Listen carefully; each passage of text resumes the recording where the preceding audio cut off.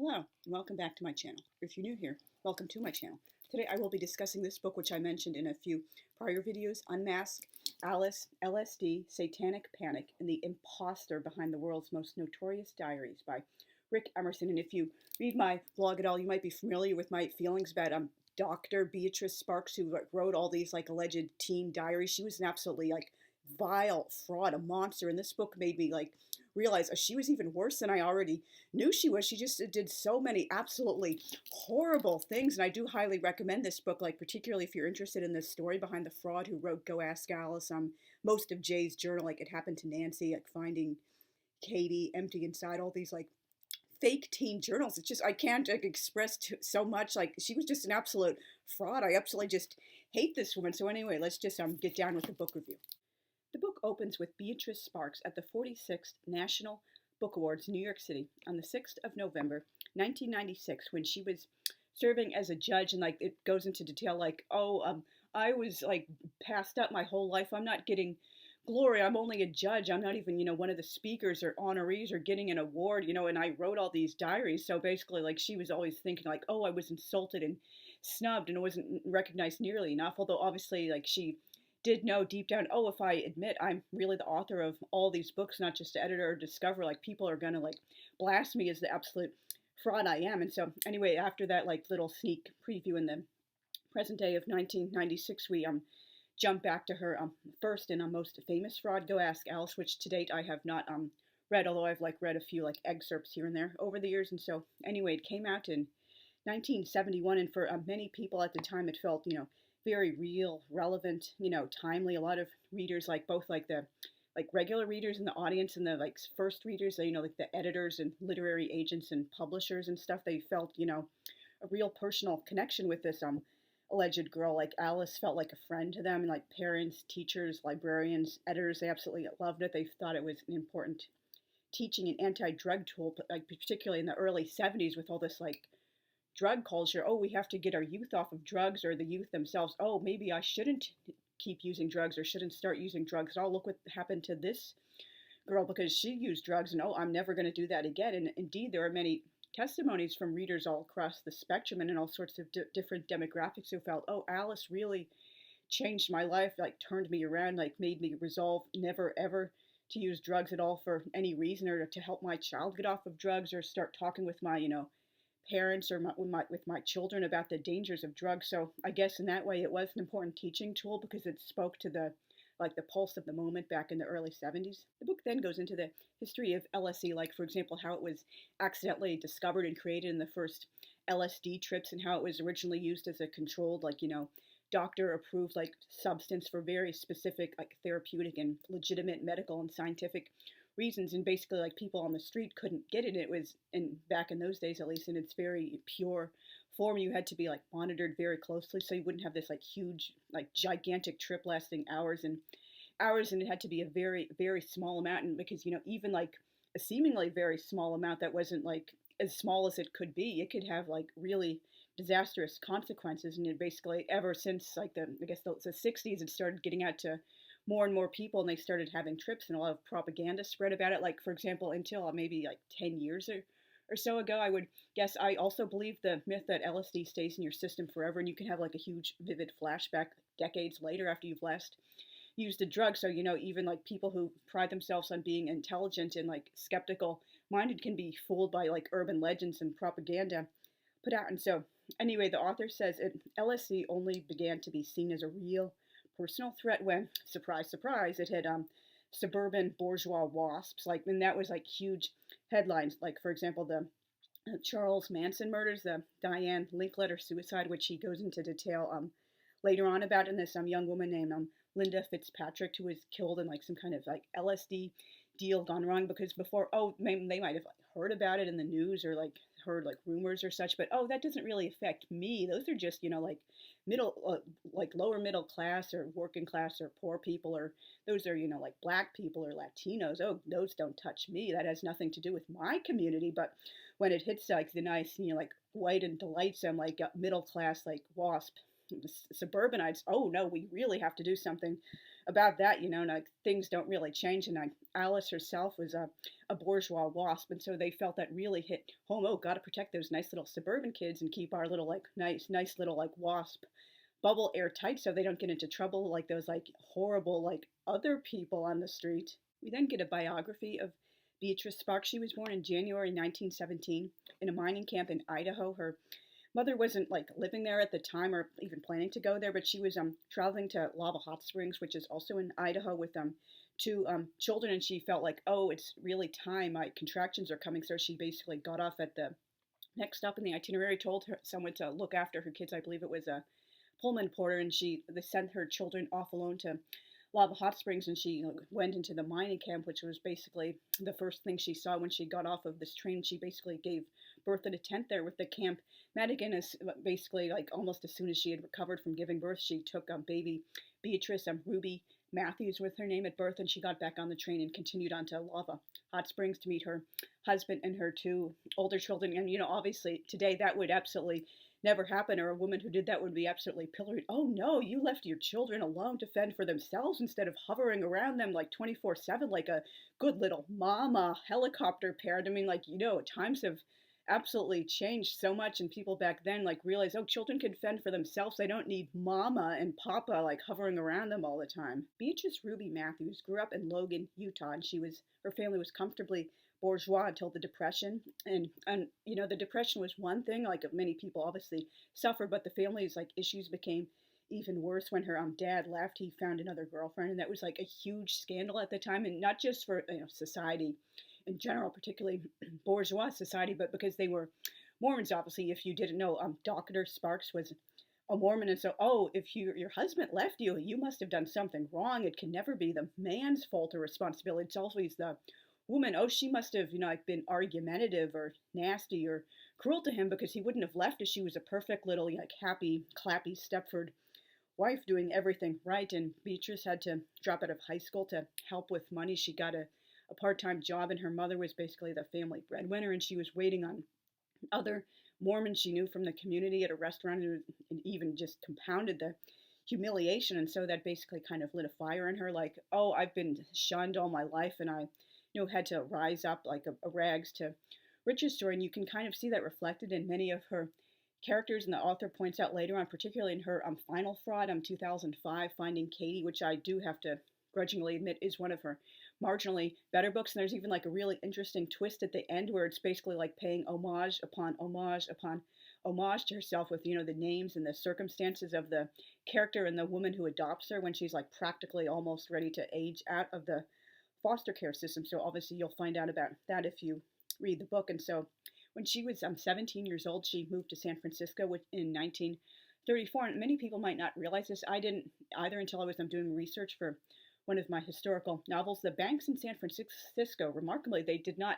fail. I mean, obviously the effects of the Depression were felt in other ways, but other than that, they actually had like a relatively like decent place to live, like particularly with the banks and wonderful things like that. And when she was 19 years old, 2 years later, she met another Mormon named Lavorne Sparks, and they got married in 1936. Sadly, they lost their first child at only 6 days old, a daughter, in April of 1937. But they moved on, particularly in those days. Oh, you can't dwell on that. Don't think about the fact that you had a miscarriage or lost your infant. You have to pretend that never happened and be happy, clappy, and just like move on with the rest of your life. And so they had two more children in addition to adopting Beatrice's little sister Roma. Her younger sister Roma and her younger brother Robert, they went into foster care because things were just like too hard, and she decided, oh, I've got to step in and help my little sister. But the little brother Robert moved back in with their father, who had since married his girlfriend.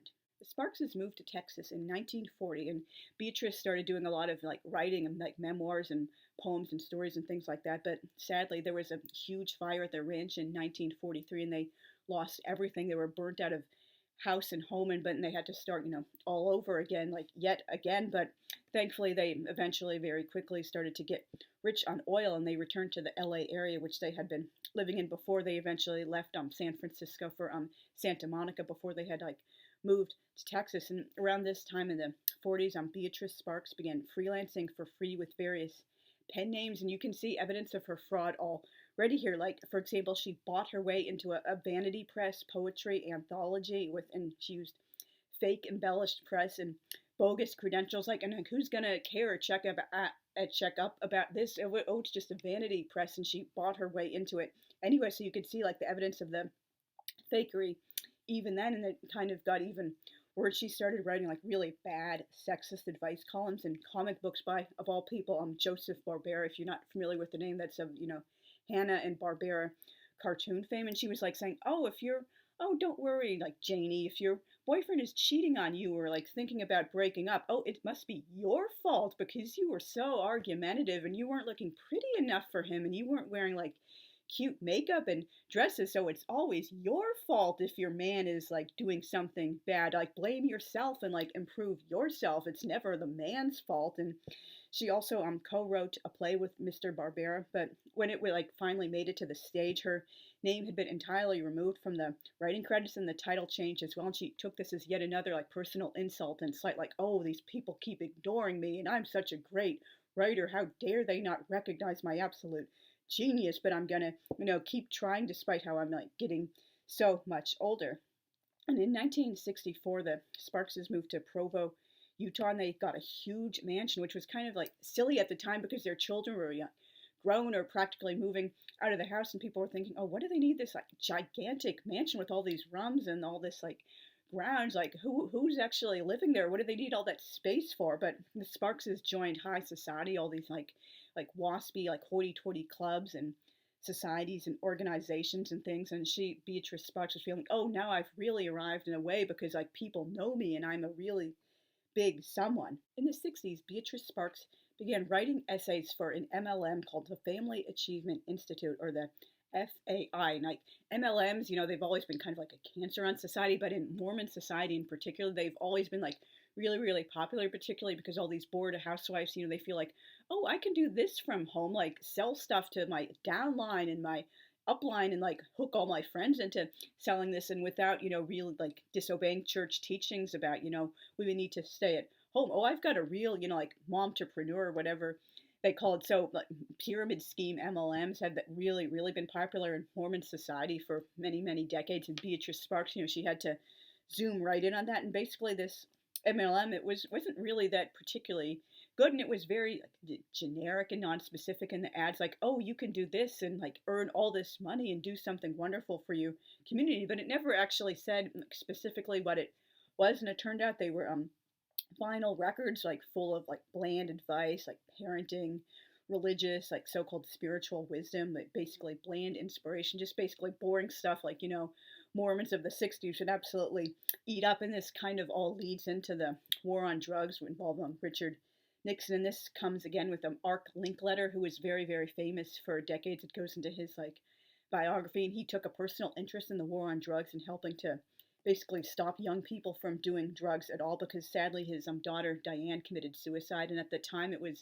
many people believed it was because she was doing like LSD and her boyfriend was somehow involved. And this was obviously a huge, gigantic tragedy yet for any parent to lose a child, but particularly when it's, God forbid, suicide. And this person believes, oh, my daughter was doing drugs, and if she had never gotten on drugs in the first place, this could have been totally prevented. And now it's my personal crusade for many more decades to get young people off of drugs. And so he basically like hooked up with Beatrice Sparks, and she decided, oh, maybe I can write a book about this too, and it'll help young people. And so she wrote Go Ask Alice, and like again, as I mentioned earlier in the video, it totally took off. Many people felt a personal connection with it, like librarians, editors, like teachers, parents, like young people. Go Ask Alice became a gigantic bestseller. It was basically moving millions upon millions of copies, and this basically eventually fueled a debate. People discovered, oh, my little granddaughter or my child is reading this filth, like with lines like another day, another blowjob. Oh no, how dare an 11-year-old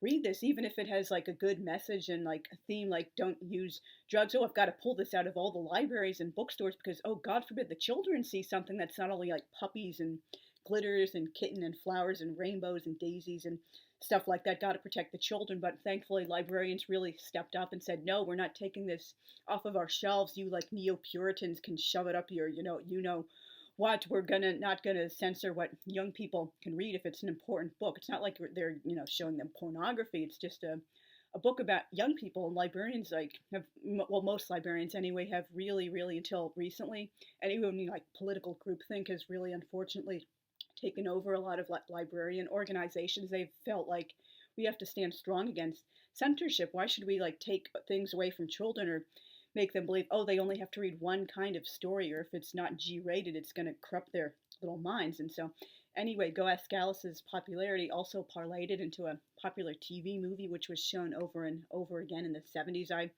don't believe I've ever seen this, but many people liked it and made them like the book even more, and that the sales also, shot up from that point as well. We then move into part two, which is about Jay's journal, which was Beatrice Sparks's second fraud, and which is very notable, like very unfortunately, for being the only known example of a book that had its origin in a real young person. There are about 21 entries from the real Jay, whose real name was Alden Barrett, and the rest, about like 200 or so, or she just completely made it up out of thin air, and it horrified his family and the community. He lived in Pleasant Grove, Utah, but she didn't really do such a great job of identifying information. In other ways, it was like, oh, I didn't change this at all. It's basically like a whodunit. I'll change the names of these friends, but I'll keep the real names of other of his friends for a separate friend group in the book. And like people in Pleasant Grove quickly figured out just who it was about, and it was really horrible. You can't say enough about what this monster did to this family. The parents eventually divorced, and people kept desecrating the poor young man's headstone. Like sometimes it was like stolen, or then it would be returned like facing the wrong way, and they were like just like scribbling on it and trying to chip away on it and harassing the family and the younger children. It was horrible what she did to this family, and she refused to fess up or apologize, and she didn't even tell them she was publishing the book. That's like even worse than, like, for example, like making a record with like a band who doesn't realize, oh, they're using these songs for this album and it's going to be released, and oh wow, I had no idea this album was even like a thing until I saw it in the store and saw the track listing, and then I didn't like get to okay these songs would be like on the finished product. This is so absolutely horrible, and like she had gave them no like power to say, oh, I don't approve of this, or oh, can I like change this around, and she refused to apologize, and people tried to like interview her, and she said, oh, I didn't do anything wrong, and tried to skirt around it. Oh, look at these articles, people are getting off of drugs and not doing Satanism because of these books. I'm such a wonderful person, and I'm a great little Molly Mormon. Look what I have done. Oh, you need to leave here in shame. And when people wrote articles that were like, saying anything the least bit negative, or saying like this woman did a horrible thing, she was like, oh, they go on my hit list and I will never forgive them. This woman could absolutely just carry a grudge. And so anyway, Alden Barrett, he was a teen boy living in, as I said, Pleasant Grove, Utah, in the late 60s, early 70s, and he became depressed. Unfortunately, that's a thing many teenagers go through. No matter what kind of family they have, sometimes you just can't help it, because like the intense emotions of adolescence. And he rebelled against the Mormon church as a teenager. He was a lot more sensitive and intellectual than a lot of other Mormons, and particularly his like political views. He was a fellow leftist, and he was a skeptic about a lot of things, and his parents were just like, basically at one point they took his door off of the hinges, and they took all of his stuff out of his room, and they said, oh, we won't give it back until you write a detailed paper about all of your faults and why this makes you a horrible person. It was just like totally abusive, as many of his friends later said. Like, how could parents do that? Because he's not towing the party line and being a good little conservative, like Peter priesthood. That's a slang term, like Molly Mormon and Peter priesthood, for being like kind of like goody Mormons. And so anyway, this led to lots of clashes with his family, but he did love the debate team, which was another thing that really stood out about him in the Mormon culture, conservative in Utah, because like, oh, I have to argue a position like either for or against, and I'm not coming to the debate with like, oh, I'm going to say this is absolutely right 100% and this is totally wrong. They'll basically tell you, oh, you're going to be, let's say, arguing in support of the death penalty. You're going to be, arguing against, like, let's say, like providing birth control to female employees. And so you're going to say, like, even no matter what your own personal feelings might be, you're going to argue against or for this for the sake of your debate team. And he absolutely loved the intellectual exercise, and he had a lot of romantic troubles. He broke up with one girlfriend towards the beginning of the journal, and then he got really serious with a girl who was a year ahead of him in school, and her parents really disapproved. They had already made her break up with one boyfriend who was 4 years older than she was, and oh, we don't like Alden either. You need to like do serious in school, and maybe this other older guy we made you dump earlier, he might not be so bad because at least he's not like a liberal like skeptic like against the Mormon Church like this Alden dude. And so, but they kept sneaking around to secretly see one another, and eventually they got married in a secret ceremony, and then her parents like tried to make them break up again, and it just increased his depression, just like so many absolutely horrible things. I have written book reviews in my blog for a number of Dr. Sparks's books, and so possibly in future I might do like more detailed videos on each of these books. But anyway, it all basically came to a head, unfortunately, and Alden committed suicide by shooting himself in the head in March of 1971, and his younger siblings Scott and Elaine found him. It was just absolutely obviously very traumatic, and his parents, particularly his mother, thought, oh, Dr. Sparks has done such wonderful work with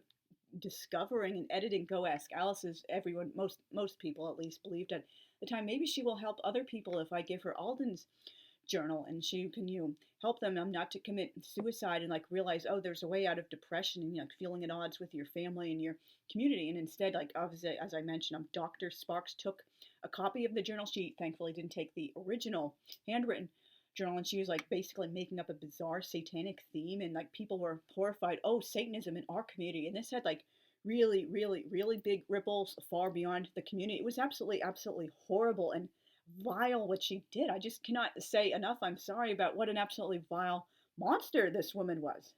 Then there's a brief discussion of Voices, another book which she which came out in 1978, in the title Voices is in all caps, which is, if you've read many of Dr. Sparks's books, you'll know that was one of her trademarks. She loved like writing in all caps, particularly entire sentences and entire paragraphs, and she also loved excessive like italics and exclamation points, particularly if she could put them all together with excessive caps. And she also liked repeating a word 3 times to emphasize it, or putting ness on the end of words like exoticness, awesomeness, incredibleness, superness, wonderfulness. It's like seriously, she put like so many fingerprints of her work all over her books. And another thing was, there are like, you can see her Molly Mormon fingerprints all over everything. There are so many very, very obviously specifically Mormon references in all of her books. And but she didn't make like, well, obviously except Jay, who is Alden, him Mormon. Like these characters are supposed to be like a vague, specific, unspecified kind of Christian, or like a Catholic in the case of Nancy, but they're using all this Mormon terminology. Like, why would they do that? It's just like writing a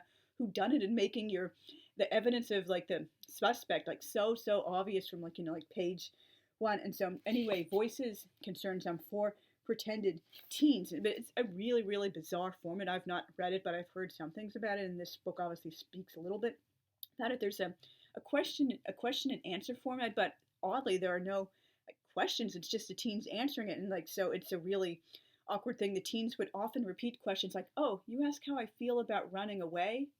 Oh, you were asking about how I was doing drugs last time?" Or like, "You were asking about how I was fighting with my mother and my little sisters all the time? Oh, here's your answer." That's just like so goofy. She was really, really not a good writer, like no wonder she was turned down by everyone until she began like pretending, "Oh, I didn't write these were real teen journals, and young people can relate more to a fellow young person, a teenager, than like an over the hill, like ultra conservative Mormon pretended psychiatrist." And also, by the way, she made up all of her credentials, like where she allegedly went to school. None of these schools have any records of her attending, except like one she might have taken a few classes at BYU at some point. But other than that, like she lied about everything, like the credentials, the experience, the training. And there's no record of her actually working as a psychiatrist. She worked like, I think, believe in a psychiatric hospital at one point as a volunteer. But again, she was not doing the actual work of a psychologist or a psychiatrist or anything at all in that profession. And she was just saying for decades, "Oh, I did this and I had experience," and no one was really questioning or challenging her, or at least like trying to go public with these allegations. And she really, really did a lot of damage. And again, in Voices, all 4 of these teens have the same voice, and all these over the top problems. Like she loved packing in all of these pet crusades, and all of her books, like, oh, divorce, drugs, like a shattered home, an older abusive boyfriend, like rape, drugs, smoking, premarital sex, drinking, fights, abortion, welfare, just like on and on and on. She just packed in as many of her, like pet crusades and social ills as possible. And like people at the time when Voices came out, they particularly blasted it for being really, really homophobic and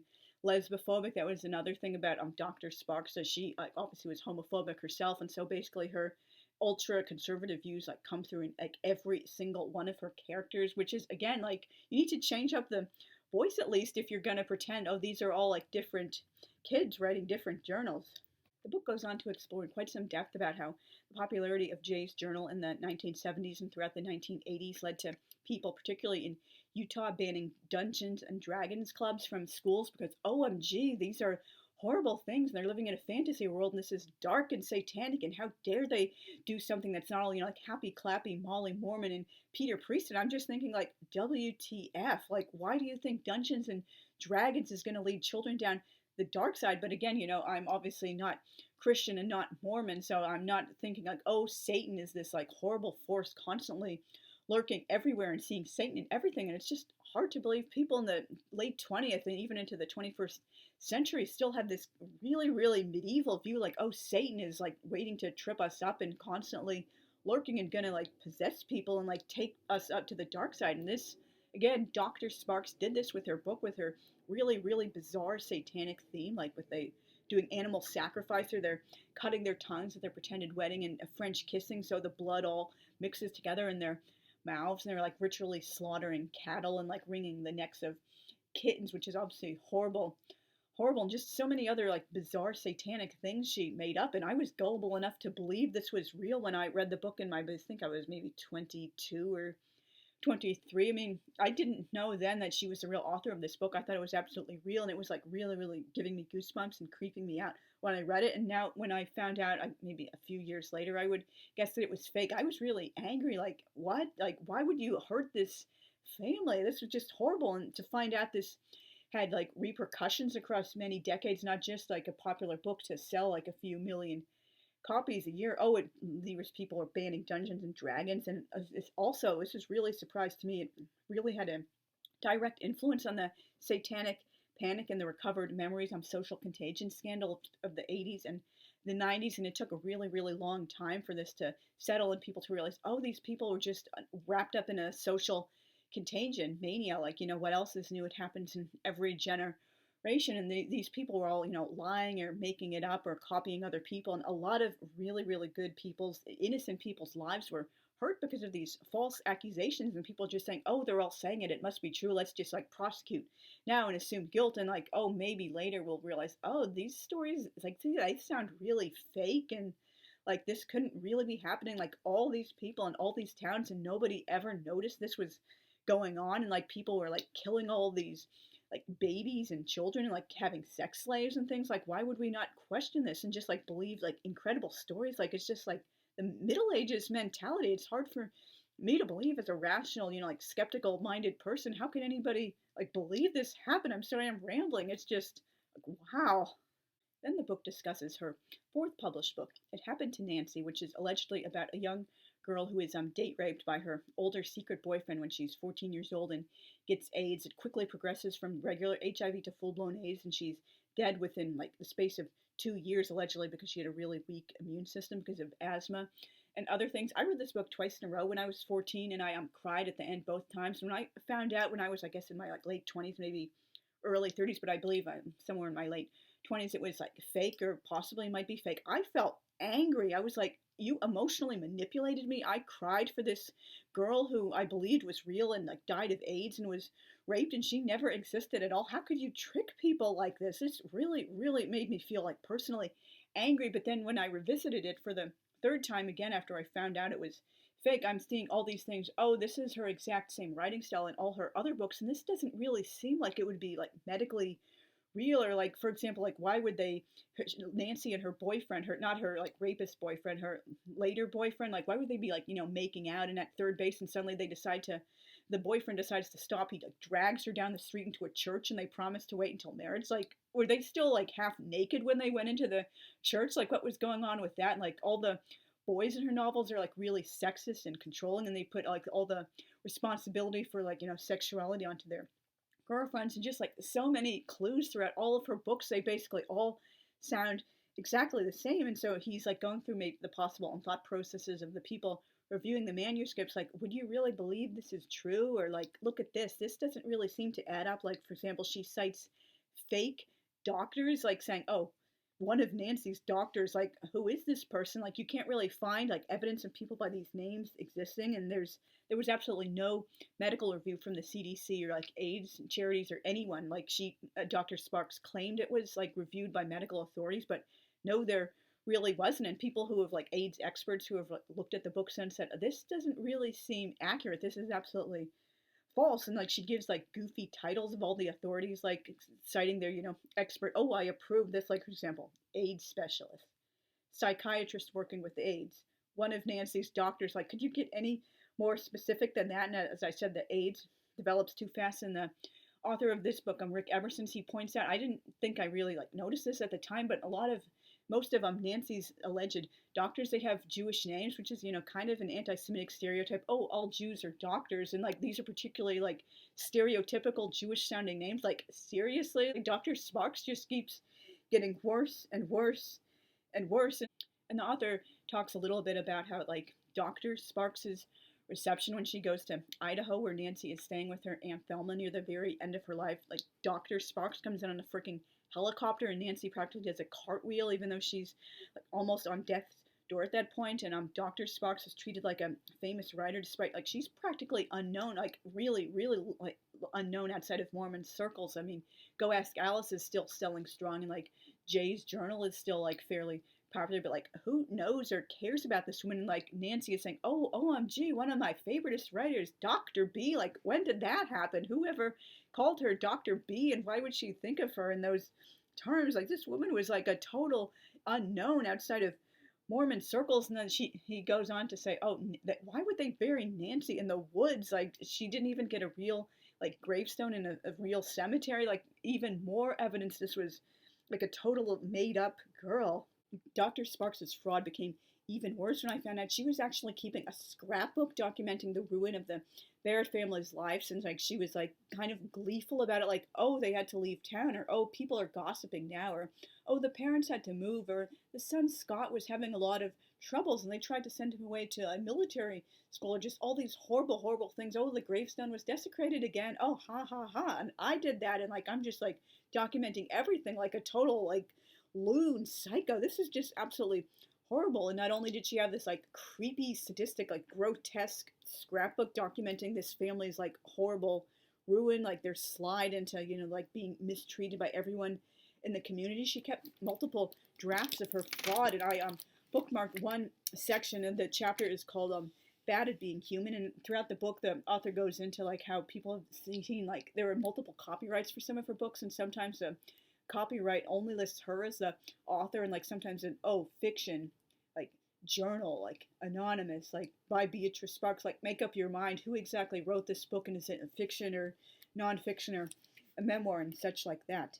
In a granite shielded, climate controlled vault deep below Brigham Young University are 9 large boxes, each with the same label heading. Title: Beatrice Sparks Papers, 1949 to 2000. Creator: Sparks, Beatrice. Biographical History Abstract. Author with PhD in Human Behavior. Total BS. Specialist in Child and Adolescent Psychology. Another complete lie. Member of the Church of Jesus Christ of Latter-day Saints. Mormon. That's the only factual thing in that history abstract of her. Each box is packed with manila folders, and each folder bulges with unsorted bric-a-brac. Pamphlets, brochures, news clippings, holiday cards, personal letters, and scribbled notes about future projects. It's as though Sparks couldn't stand to part with anything bearing her name, a trait that quickly turns from interesting to ghastly. Let's dispatch with the basics. Beatrice Sparks was, in every sense, a terrible liar. Her deceptions weren't just frequent and hurtful, they were klutzy, bordering on incompetent. For one thing, Sparks saved numerous drafts of her fraud. Large sections of Alden Barrett's journal were photocopied, altered by hand, then copied again. Others were spackled with correction fluid, allowing Sparks to shuffle the order or insert new text between sections. Elsewhere, a letter from Alden's friend Kurt has been copied, and a new sentence added. There's only way out now, through the grave.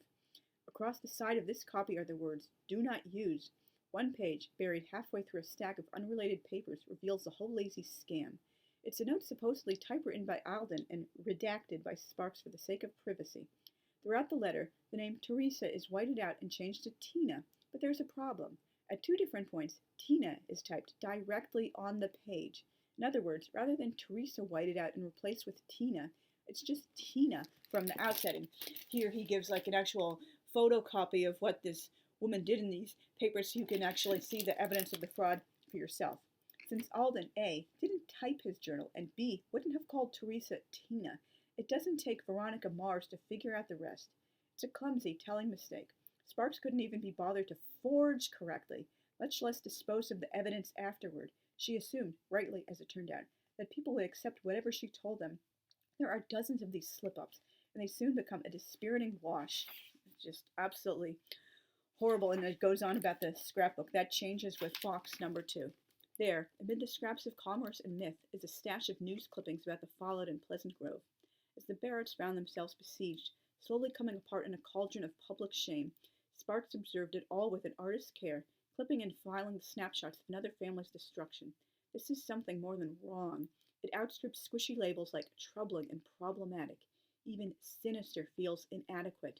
That Beatrice Sparks, whose own family imploded after her parents' divorce, and whose own first child died in infancy, betrayed the Barretts is vile enough. That she tracked their suffering and actually kept souvenirs is ugly beyond measure and carries the unmistakable stench of a crawl space. It also leads to a strange reappraisal. Just, this woman was so absolutely horrible. The author briefly touches on the other books she wrote throughout the remainder of his life. He doesn't really go into detail, and he doesn't mention all of them, but in most detail, he mentions Almost Lost, which is about a 15-year-old ex-gangbanger named Sammy. I tried reading this like maybe 5-6 years ago. I guess I don't think I even got past page 20 or 30. It was so horrible. It was even like worse than her usual crap. It was like boring, slow moving. It was basically like Deus Ex Machina. Like Dr. Sparks is this like wonder-working, miraculous, like otherworldly angel with supernatural power. She just does it all. And like Sammy, of course, just like all of her other characters, does not talk like a normal teenager, particularly not an ex-gangbanger. It's just like so goofy. Her books were absolutely horrible, and Almost Lost rightly got terrible reviews. And the book kind of basically the last major final section is about the possible real life inspiration for Alice and like the real girls and their troubles who might have inspired it. But again, this did not come from an actual real diary or someone like Dr. Sparks like worked with in any sort of professional capacity. It was just a troubled teenage girl she happened to like be acquainted with and observe during some really particularly troubling things about her. Although I really did enjoy this book. I read it in, I believe, 3 days. It was like really hard to put down. I was like kind of a bit annoyed by the author's casual tone. Like I've noticed this in a lot of modern non-fiction books. They use this like, oh, look at me, I'm using like some fun slang and I'm like casually dropping F-bombs and other curse words. That just like seems kind of unprofessional, although to his credit, and he like says this himself in the like, I believe it was the afterword of the appendix, he only made himself a character in the section where he was actually going to Pleasant Grove and doing some research about the Barrett family and Alden. A lot of other nonfiction writers these days, unfortunately, they insist on making themselves like major important characters throughout the book. Like I don't really give a damn about how you like secretly smoked a joint at a hotel in Europe and how you like smuggle it onto the plane, and like you had like how you were redecorating your apartment with your boyfriend. Like just tell me about the basic details of the story. I don't care about you as a person. That's not why I was picking up the book. And also, he doesn't give any citations or footnotes. He says, oh, all this stuff is basically a matter of public record. You can look it up yourself online or in the libraries if you're inclined. Like, that really doesn't work. Like, teachers and professors don't allow that in a research paper. Like, oh, this is all public record. Like, you can just find this yourself in the library, or you can Google this. Like, no, we want to know where you actually found it. So if we want to look it up or like cross-check or reference it ourselves, like we can know exactly where to look, not just, oh, I'll look in the library if I'm interested in like finding corroboration. I also would have liked a bit more exploration of how Dr. Sparks's fraud was like realized / discovered. Like he does like mention a bit about how they have very similar writing styles and even sometimes lines that are like literally word for word or like almost word for word in all of her books. Like for example, was this like people in the industry just started asking more questions, or was it like a big bombshell, or was just like over time people came to gradually understand like more and more, and like all these different people, oh, she was the real author. Like for example, I believe on Goodreads she's now listed as the real author and not anonymous anymore, and I think on Amazon might be that way too. Or was it just like, oh, it's like an open secret, or like, oh, we're going to analyze these, or like the specific reasons people began to realize that she was really the author. So I was basically hoping for more, not just about the like fit to her two most famous fake diaries, but actual, how her fraud was discovered. Thank you very much for watching. I, again, would really, really highly recommend this book, particularly if you're interested in learning more about Dr. Sparks's fraud, or just like learning about like secret, like fake diaries in general, and the repercussions they can have beyond just being like tawdry bestsellers in the particular moment in history they've come out. And I particularly would like to see comments from you guys. It kind of gives me motivation to keep making videos when I see actual comments from people and who want to make a personal connection with me beyond just like liking or watching the video all the way through. And also, if you've not already, please consider subscribing and hitting the notification bell. And thank you again for watching, and I will see you guys again very soon. Thanks. Bye.